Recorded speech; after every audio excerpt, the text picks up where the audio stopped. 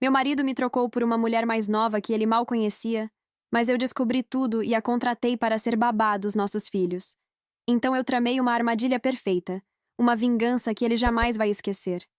Me chamo Rebeca, tenho 36 anos, e até alguns meses atrás, minha vida parecia maravilhosa. Sou designer de interiores, apaixonada pelo meu trabalho, e estava casada há quase 10 anos com Marcos, de 39, um engenheiro mecânico. Nossa vida era estável, confortável, e tínhamos uma rotina que eu considerava harmoniosa, pois nos dávamos muito bem. Conhecemos-nos na faculdade, construímos nossa casa juntos. Os primeiros anos foram cheios de cumplicidade e sonhos compartilhados. Eu o via como meu porto seguro, meu melhor amigo, e a ideia de que algo poderia abalar essa base era impensável para mim. Claro, tínhamos nossos altos e baixos, como qualquer casal, mas nada que me fizesse duvidar da nossa lealdade. Eu confiava nele de olhos fechados. Ele sempre foi muito carinhoso, atencioso e demonstrava ser um homem de família. Nunca imaginei que por trás daquele sorriso, uma traição tão mesquinha pudesse se esconder, desmoronando tudo o que construímos. Minha desconfiança começou por causa de um detalhe sutil, mas que ressoou como um alerta ensurdecedor no meu íntimo. Um perfume. Não era o meu. Era um perfume diferente na roupa de Marcos, algo adocicado e floral, um cheiro que eu nunca tinha sentido nele antes. No começo, eu tentei racionalizar. Minha mente, tão acostumada à nossa rotina de quase uma década de casamento, buscou desculpas fáceis. Ele deve ter passado por alguém no elevador. Talvez alguma colega de trabalho usou um perfume forte. Tentei ignorar, varrer para debaixo do tapete da minha consciência. Mas aquela fragrância, estranhamente persistente, grudou não só na roupa dele, mas na minha mente. A persistência daquele cheiro era apenas o começo. Logo, outros detalhes sutis começaram a se empilhar, como peças de um quebra-cabeça macabro. Marcos começou a chegar mais tarde do trabalho, e as desculpas soavam cada vez mais esfarrapadas. O tempo que ele passava no celular aumentou exponencialmente, e ele o levava para todos os cantos da casa, algo que nunca fizera. Se eu perguntava sobre o dia dele, as respostas eram curtas, evasivas, como se cada palavra fosse um esforço. Pequenas coisas, sim, mas para uma mulher que conhece cada detalhe do seu marido, cada um desses sinais soava como um sino de alarme alto e claro, ressoando no vazio da minha intuição. Eu sentia um nó apertando no meu estômago, uma sensação de que algo fundamental estava fora do lugar, mas eu não conseguia apontar o dedo. Um dia, a oportunidade, ou talvez o destino, me deu a peça que faltava. Eu peguei o celular dele, emprestado, para ver uma receita rápida, algo banal do nosso cotidiano. Mas por um lapso de segundos, a tela se iluminou com uma notificação de mensagem. Não era de um de seus amigos, nem do trabalho. Era de um número desconhecido, acompanhada de um emoji de coração. Naquele exato instante, meu coração disparou com uma força que quase me fez perder o fôlego. O sangue gelou nas minhas veias. Eu não sou, e nunca fui, uma pessoa de fuçar nas coisas alheias, muito menos nas dele. Nossa relação era construída sobre a confiança mútua. Mas naquele dia, a dúvida, fria e corrosiva, começou a me corroer por dentro. Era como se um véu se rasgasse, revelando uma realidade que eu não queria ver. A minha intuição, que eu tentara silenciar, agora gritava em plenos pulmões. Aquela noite, a distância entre nós era palpável. Marcos estava mais distante do que nunca. Uma muralha invisível parecia ter sido erguida entre nós. Quando tentei abraçá-lo na cama, buscando algum conforto ou confirmação de que eu estava errada, ele se virou abruptamente, alegando cansaço. Aquele gesto, tão pequeno e aparentemente inocente, foi um soco no estômago. A confiança que eu tinha depositado nele, por tantos anos, foi substituída por uma dor aguda e uma suspeita gélida que congelava cada fibra do meu ser. A lealdade que eu pensava que tínhamos, agora parecia uma ilusão. Naquele momento, não havia espaço para mais incertezas. A dor era real. A suspeita era forte demais para ser ignorada. Decidi ali, naquela escuridão do quarto, que precisava investigar.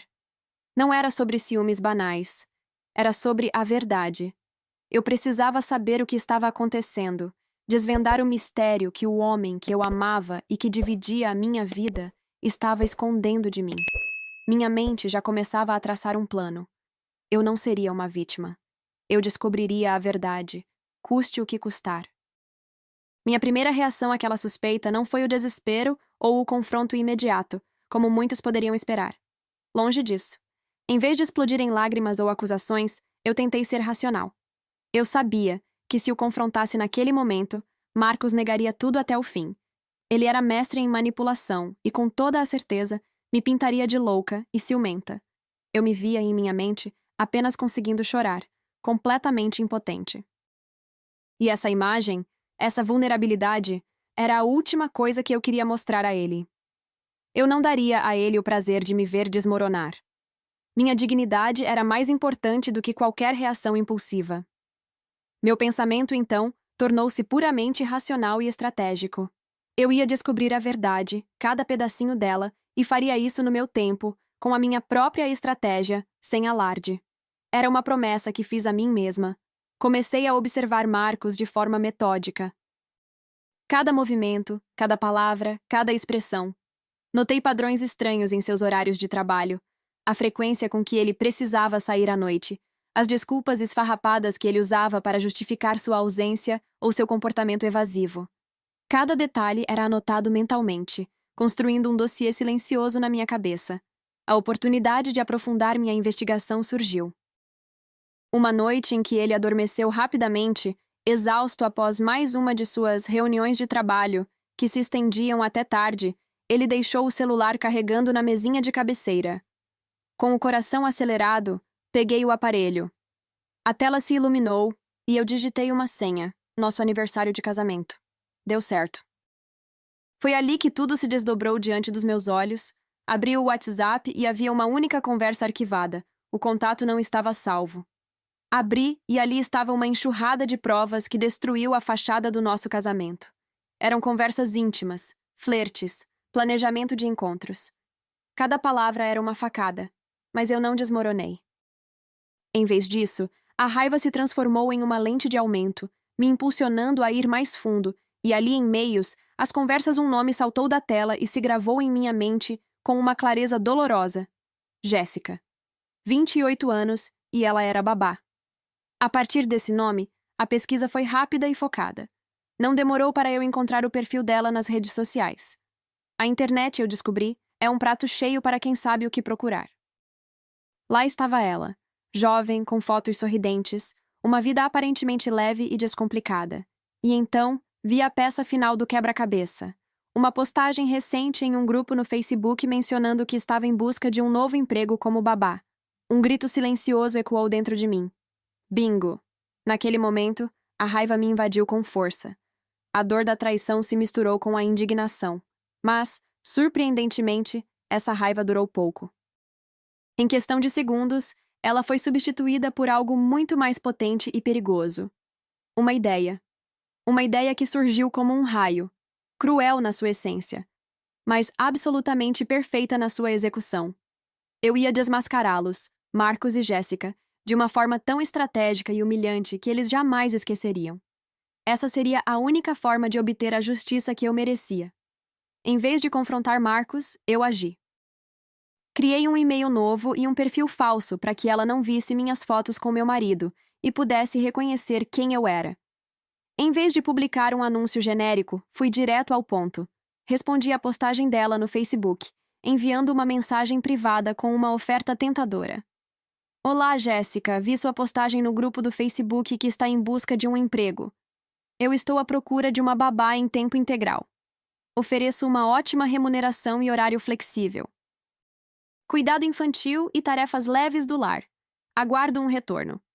Enviei a mensagem e esperei pacientemente. Eu sabia que Jéssica estava desempregada e precisava de dinheiro. E eu sabia que ela cairia na minha armadilha. Não demorou muito. Em menos de 12 horas, recebi uma resposta positiva dela. O coração batia forte, mas a minha expressão era de tranquilidade. Eu marquei uma entrevista para o dia seguinte, em um café público, longe de casa. No dia da entrevista, eu me preparei. Vesti uma roupa profissional, mantive uma postura neutra, como uma empregadora interessada. Ela chegou sorridente, sem a menor ideia de quem eu realmente era. Eu a observei. A voz suave, o jeito um tanto ingênuo. Ela falava sobre suas experiências, sobre como amava crianças, sobre a necessidade de um novo emprego. Meu sangue fervia, mas eu mantive a calma. Fiz perguntas padrão, avaliei sua experiência. No final, com um sorriso que custou a ser forçado, eu disse: Jéssica, você parece ser exatamente o que procuramos. Gostaria que você fosse nossa babá. Pode começar na próxima segunda-feira, está bem? O endereço é este. E entreguei a ela um papel com o endereço da minha própria casa. A chegada dela na segunda-feira foi um espetáculo à parte. Quando ela tocou a campainha, eu abri a porta com um sorriso caloroso. Ela entrou, olhando ao redor, e então, quando viu Marcos na sala, o sorriso dela congelou. O choque em seu rosto era indisfarçável. Seus olhos se arregalaram, ela gaguejou, e por um momento, pensei que ela iria sair correndo. Mas ela se recompôs rapidamente, tentando disfarçar, forçando um sorriso amarelo e um bom dia. Marcos, que estava no sofá lendo o jornal, levantou os olhos. Quando a viu, seu queixo caiu. Ele ficou pálido, a boca aberta, sem conseguir emitir som. A expressão dele era uma mistura de pânico e incredulidade. Eu apenas observei, mantendo minha expressão de total inocência. Ah, Marcos, essa é a Jéssica, a nova babá que eu contratei para nos ajudar com as crianças e com a casa. Eu disse, com a voz mais doce possível. Ela começa hoje. A tensão era palpável no ar, uma eletricidade silenciosa que apenas eu parecia notar em sua plenitude. Jéssica, depois do susto inicial, rapidamente assumiu uma postura profissional, quase robótica, evitando o olhar de Marcos. Ele, por sua vez, tentou se manter o mais distante possível, murmurando algo sobre ter uma reunião urgente e desaparecendo no escritório. Os primeiros dias foram um observatório particular para mim. A dinâmica na casa mudou sutilmente, mas de forma perceptível. Jéssica era eficiente, sem dúvida, mas havia algo em seu comportamento que denunciava o desconforto. A Jéssica, desesperada para manter o emprego e talvez ainda ter acesso a Marcos, tentava agir com normalidade. Ela cuidava das crianças com carinho, mas parecia sempre à espreita, com o olhar nervoso. Marcos, por sua vez, estava visivelmente desconfortável, tentando evitar qualquer contato com ela na minha presença. Mas eu sabia que isso não duraria. A tentação era grande demais para eles. Eu, é claro, desempenhava meu papel de esposa alheia e satisfeita com a nova ajuda. Elogiava Jéssica na frente de Marcos, agradecia seus esforços e até mesmo perguntava a ele como ele achava que as coisas estavam indo. Marcos resmungava algo evasivo, sempre evitando um confronto direto ou uma crítica aberta. Era como se ele estivesse esperando o momento certo, ou talvez criando coragem. Demorou alguns dias para a paciência de Marcos começar a se esgotar.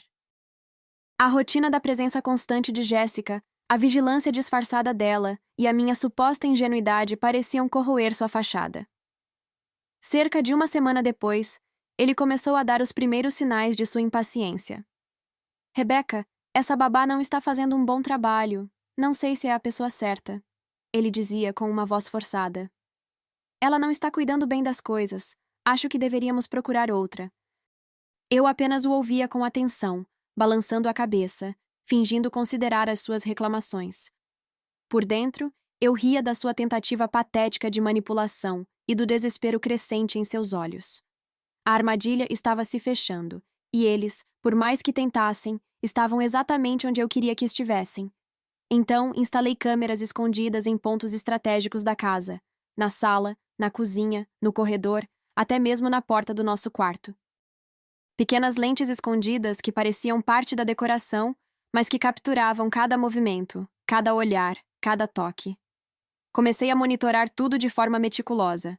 Passava as noites revisando as gravações, observando a dança deles. Nos primeiros dias, eles eram extremamente cautelosos. Trocas de olhares rápidos, sussurros quando pensavam que eu não estava por perto. Mas a arrogância e a imprudência deles começaram a surgir. Marcos começou a inventar desculpas para passar mais tempo em casa. Pequenos toques nas mãos enquanto ela lhe servia um copo d'água, sorrisos cúmplices quando eu saía da sala. A tensão estava crescendo, e eu sentia o cheiro da armadilha se fechando. Os dias se transformaram em semanas, e a ousadia deles aumentou. Primeiro, foram as trocas de olhares e risadinhas quando se encontravam pelos corredores da casa. Depois, encontros rápidos na cozinha, em que ele a abraçava rapidamente, ou ela lhe dava um beijo no rosto. A cada nova evidência, a dor da traição se misturava com uma satisfação fria. Eu estava construindo meu caso, coletando as provas irrefutáveis. Marcos continuava com seus joguinhos. Tentava me convencer a demitir Jéssica, mas eu sempre tinha uma desculpa na ponta da língua. Ah, querido, ela está se esforçando. Vamos dar mais uma chance. Ou, ela é tão boa com as crianças, não quero que elas se apeguem a outra pessoa. Ele ficava frustrado, mas não podia me pressionar demais sem levantar suspeitas. A arrogância dele era tamanha que ele acreditava que eu era ingênua demais para perceber. Ele me subestimava, e isso era o meu maior trunfo. Jéssica, por outro lado, tentava de tudo para se manter no meu bom lado. Era prestativa, atenciosa, como se quisesse compensar a culpa que sentia. Mas os flashes de pânico em seus olhos quando eu a pegava em uma conversa rápida com Marcos, ou quando ele fazia uma piada interna que só os dois entenderiam, denunciavam a farsa. Eu os observava calmamente, como uma predadora que espera o momento exato para dar o bote. O clímax se aproximava. As interações deles ficaram mais ousadas. Volta e meia eu via pelas câmeras Marcos abraçando Jéssica por trás, selinhos rápidos às escondidas. Até que um dia, Marcos disse que precisaria trabalhar até mais tarde no escritório que tínhamos em um dos quartos da nossa casa, mas as câmeras revelaram que ele não estava trabalhando coisa nenhuma. Ele esperou que eu fosse dormir, e então, vi pela gravação, Jéssica entrando no escritório na ponta dos pés para não fazer barulho. Eles então se beijaram. Um beijo demorado, apaixonado. Minha respiração falhou por um segundo, mas eu me recompus. Eu tinha a prova que precisava. A noite seguinte, eu sabia que seria a noite. Eu avisei Marcos que iria ficar até tarde na casa da minha irmã para ajudá-la com um projeto. Ele sorriu e falou: "Tudo bem, amor", visivelmente satisfeito. Mas em vez de ir para lá, eu fui para um hotel próximo, com um notebook que me permitia acessar as câmeras em tempo real. E foi exatamente como eu imaginei. Jéssica e Marcos esperaram até eu sair. As crianças já estavam dormindo. Então ele foi até o quarto dela. Não houve discrição. Eu assisti, com uma mistura de náusea e satisfação vingativa, enquanto a traição se desenrolava na tela. Cada imagem, cada segundo, era mais um prego no caixão do nosso casamento e da reputação deles. Aquele momento não era sobre mim, era sobre eles. Era sobre a arrogância, a mentira, a deslealdade. E eu tinha tudo. A revelação foi arquitetada para ser um golpe devastador. Não haveria gritos, não haveria choros da minha parte. Haveria apenas a verdade. Eu escolhi um domingo, o dia em que tínhamos um almoço em família na nossa casa, com meus pais, os pais de Marcos e alguns amigos próximos. O clima era de celebração, com risadas e conversas animadas. Marcos e Jéssica estavam ali, é claro. Jéssica, com sua falsa modéstia, servindo à mesa, e Marcos, atuando como o marido exemplar. No auge do almoço, depois do prato principal, eu me levantei. Peguei o controle remoto da TV e projetei algumas imagens das provas que eu tinha na TV da sala. Não uma, mas várias. Comecei com as mensagens de texto do WhatsApp, seguidas por fotos deles juntos. O burburinho na sala cessou. Marcos e Jéssica empalideceram, olhando para a tela, para mim e para os rostos chocados da família. Os pais de Marcos estavam em choque, e os meus, horrorizados. Em seguida, sem dizer uma palavra, eu soltei o vídeo. As câmeras escondidas fizeram o trabalho. A primeira cena: Jéssica e Marcos se beijando no escritório. A segunda: Marcos indo para o quarto de Jéssica. A terceira: a culminação da traição, a intimidade descarada que eles compartilhavam sob o meu teto. O silêncio era ensurdecedor. Podia-se ouvir um alfinete caindo. Marcos ficou de pé, atônito, com a boca aberta, sem conseguir articular uma única palavra. Jéssica soltou um pequeno grito abafado e cobriu o rosto com as mãos, as lágrimas escorrendo entre os dedos. A humilhação era visível. Seus rostos vermelhos, os olhos arregalados, o tremor em seus corpos. Os convidados, atônitos, olhavam de mim para eles, sem acreditar no que viam. Ninguém ousava se mover ou falar. O choque e a vergonha eram palpáveis. Então, com a voz calma e firme, eu falei: Marcos, Jéssica, vocês acharam que poderiam me fazer de boba? Achavam que eu era cega ou ingênua? Eu sabia de tudo. Desde o perfume diferente, as desculpas, os segredinhos. E então, eu tive uma ideia. Uma babá desempregada e um marido traidor. Por que não unir o útil ao agradável? Fiz uma pausa, olhando para cada um deles. Eu contratei você, Jéssica. Não por coincidência, mas por escolha. Eu os trouxe para a minha casa para que pudessem desfrutar da sua coincidência bem debaixo do meu nariz. Cada toque, cada beijo, cada segredo foi gravado. Eu assisti a tudo. E agora, todos assistiram. A fúria nos olhos de Marcos era evidente, misturada com o pânico. Ele tentou vir na minha direção, o rosto contorcido numa máscara de indignação falsa e desespero. Rebeca, que absurdo é esse? Ele gritou, a voz embargada. Isso é uma armação! Você está louca? Não acredito que você faria algo assim. Você sempre foi ciumenta, sempre quis me controlar, e agora está inventando tudo isso para destruir a minha vida. Meu pai, com os olhos fixos na tela e no genro, interveio imediatamente, segurando Marcos pelo braço com uma força que eu não sabia que ele tinha. Marcos tentou se soltar, os olhos arregalados, procurando apoio na mãe, que estava em lágrimas. Ela então falou com a voz firme, de uma mãe que repreende seu filho. Não foi essa educação que eu te dei, Marcos. O que você fez é inaceitável. Não é nada disso que você está pensando, mãe. Ela sempre foi assim, obsessiva. Ela está forjando tudo. Ele tentava argumentar, desesperado, apontando para mim com o dedo trêmulo, enquanto seu olhar alternava entre a tela e os rostos incrédulos. A cada frase, ele tentava distorcer a realidade, jogando a culpa para cima de mim sobre toda a traição dele, tentando me pintar como a vilã descontrolada. Jéssica, que até então estava em colapso completo, soluçando incontrolavelmente, levantou o rosto, os olhos inchados, e soltou um gemido de horror, como se a voz de Marcos tivesse sido o toque final de sua própria ruína. A plateia, nossa família e amigos, estava em choque, alguns com lágrimas nos olhos, outros com expressões de pura repulsa. Eu não me importava com a dor deles, apenas com a minha justiça. O show estava encerrado. Meus pais, furiosos, exigiram que Marcos se retirasse da minha casa imediatamente. Os pais dele, envergonhados, também se retiraram. Mas antes de saírem, me pediram 1000 desculpas pela atitude do próprio filho, que não teve coragem nem de se desculpar, mostrando o crapula sem coração que ele realmente era. No dia seguinte, meus advogados já estavam a postos. Dei entrada no divórcio. Não queria nem um centavo dele, queria apenas a minha paz e a minha liberdade. Expulsei Marcos de casa. Larguei todos os seus pertences na calçada. Ele tentou me ligar e mandar mensagens, mas eu o bloqueei em tudo. A humilhação que ele sofreu na frente de todos os nossos familiares e amigos era uma ferida profunda, e ele não tinha como se defender.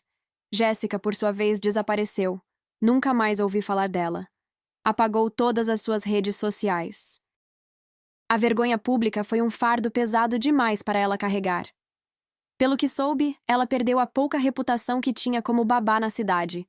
Ninguém a contrataria novamente. Ela simplesmente sumiu, sem deixar rastros, como um fantasma assombrado pela própria traição. Os meses seguintes foram de reconstrução, dolorosa, mas necessária. Foi muito difícil, claro. A imagem do lar perfeito se estraçalhou, e com ela, o casamento. Mas, surpreendentemente, a confiança em mim mesma e na minha capacidade de lidar com adversidades, essa estava intacta, mais forte do que nunca. Senti o apoio inabalável da minha família, especialmente dos meus pais, que foram um verdadeiro pilar, e a lealdade dos amigos verdadeiros que se aproximaram, me oferecendo um ombro amigo e a certeza de que eu não estava sozinha. Eu me joguei de cabeça no trabalho, que sempre me deu muita satisfação, e passei a dedicar tempo ao meu bem-estar, redescobrindo hobbies e investindo em mim. Cada dia era um pequeno passo, mas eu sentia a liberdade e a força crescendo. Marcos, por outro lado, sofreu as consequências diretas e merecidas de suas ações. A cena no almoço de domingo, com o vídeo e as mensagens expostas, se espalhou como um incêndio incontrolável. Em nosso círculo social, antes tão seleto e respeitável, ele se tornou uma figura de repulsa. Os boatos corriam soltos, e a história de sua traição descarada e da forma como foi desmascarado rapidamente manchou sua reputação profissional. Ele começou a perder clientes importantes, aqueles que valorizavam a imagem de integridade e família que ele tão bem fingia ter. Soube por colegas em comum que sua carreira sofreu um baque considerável, com projetos sendo cancelados ou realocados e seu nome sendo gradualmente afastado de novas oportunidades.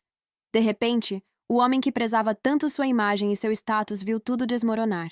Ele não tinha mais a casa, nosso lar luxuoso e confortável, nem a estabilidade financeira que sempre o definiu. A realidade o forçou a voltar a morar com os pais, um homem de quase 40 anos, tendo que se justificar por suas escolhas. A arrogância que ele sempre exibiu se desfez em pó, substituída por um desespero patético. Ele tentou se reaproximar algumas vezes, enviando mensagens cheias de desculpas esfarrapadas e tentativas de se vitimizar, ou até mesmo ligando, mas eu o ignorava completamente. Cada tentativa era um lembrete de que ele estava colhendo exatamente o que plantou, e eu não sentia nada além de uma profunda satisfação em ver a justiça sendo feita. 2 anos se passaram desde aquele dia. A casa é agora verdadeiramente minha, cheia de novas energias e, mais importante, de paz. Os filhos, antes testemunhas silenciosas de uma tensão que não compreendiam, estão felizes e leves. Eles se adaptaram incrivelmente bem à nova rotina. Eles veem o pai aos finais de semana e dessa forma tem dado certo. Eu fiz terapia, claro. Foi um processo essencial para aprender a me reconectar com a minha essência, com meus sonhos, e a processar tudo o que vivi. Aprendi que a lealdade é um valor inegociável e que a justiça, às vezes, é servida de formas inesperadas e satisfatórias. Sou uma mulher mais forte, mais consciente do meu valor e do que mereço. Recentemente, comecei um novo relacionamento. É algo leve, maduro, baseado em respeito, sinceridade e muita alegria. É um contraste gritante com o drama e a mentira que eu vivia antes, e me faz perceber o quanto eu estava perdendo. Pela primeira vez em muito tempo, sinto que estou realmente feliz. Uma felicidade que é genuína e construída sobre bases sólidas. Olho para trás e vejo uma mulher que se recusou a ser uma vítima. Uma mulher que transformou a dor em estratégia e a traição em uma lição para todos os envolvidos. O karma, meus amigos, é uma força poderosa. E ele não perdoa. A experiência de ser traída foi dolorosa, sem dúvida. Mas a dor me ensinou algo fundamental, que eu sou mais forte do que imaginava. A lição mais importante? Nunca subestime uma mulher que foi traída. Especialmente uma que está disposta a ver a justiça ser feita, não importa o quão elaborado o plano precise ser. E você? O que faria se descobrisse uma traição assim? Você teria a calma para planejar um plano tão audacioso? Quem você achou mais culpado nessa história, Marcos ou Jéssica? Deixe sua opinião nos comentários abaixo. Se você gostou dessa história de vingança e justiça, não se esqueça de deixar seu like, se inscrever no canal e compartilhar com seus amigos. Ative o sininho para não perder as próximas histórias dramáticas e cheias de reviravoltas que traremos para você. A sua participação é muito importante para nós.